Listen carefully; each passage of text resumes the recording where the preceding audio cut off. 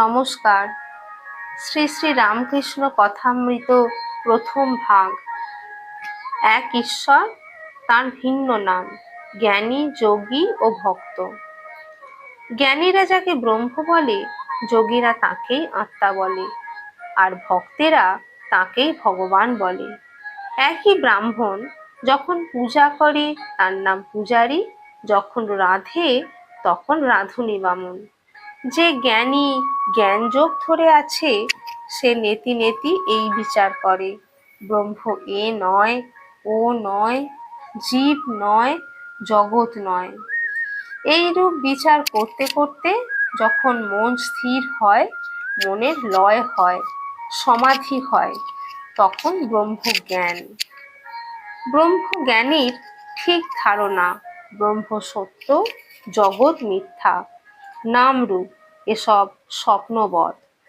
ব্রহ্ম কি যে তা মুখে বলা যায় না, তিনি যে ব্যক্তি তাও বলবার জো নাই। জ্ঞানীরা ওইরূপ বলে, যেমন বেদান্তবাদীরা। ভক্তেরা কিন্তু সব অবস্থাই লয়, জাগ্রত অবস্থাও সত্য বলে, জগৎকে স্বপ্নবৎ বলে না। ভক্তেরা বলে এই জগৎ ভগবানের ঐশ্বর্য, তিনি অন্তরে, হৃদয় মধ্যে, আবার বাহিরে। উত্তম ভক্ত বলে তিনি নিজে এই চতুর্বিংশতি তত্ত্ব জীব হয়েছেন।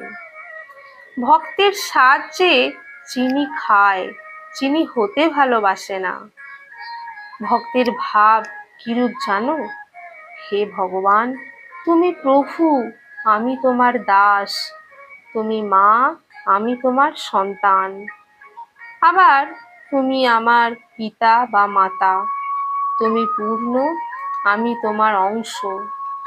ভক্ত এমন কথা বলতে ইচ্ছা করে না যে আমি ব্রহ্ম। যোগীও পরমাত্মাকে সাক্ষাৎকার করতে চেষ্টা করে, উদ্দেশ্য জীবাত্মা ও পরমাত্মার যোগ। যোগী বিষয় থেকে মন কুড়িয়ে লয় ও পরমাত্মাতে মন স্থির করতে চেষ্টা করে। তাই প্রথম অবস্থায় নির্জনে স্থির আসনে অনন্যমন হয়ে ধ্যান চিন্তা করে, কিন্তু একই বস্তু, নাম ভেদ মাত্র।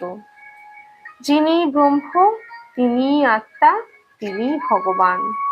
ব্রহ্মজ্ঞানীর ব্রহ্ম, যোগীর পরমাত্মা, ভক্তের ভগবান।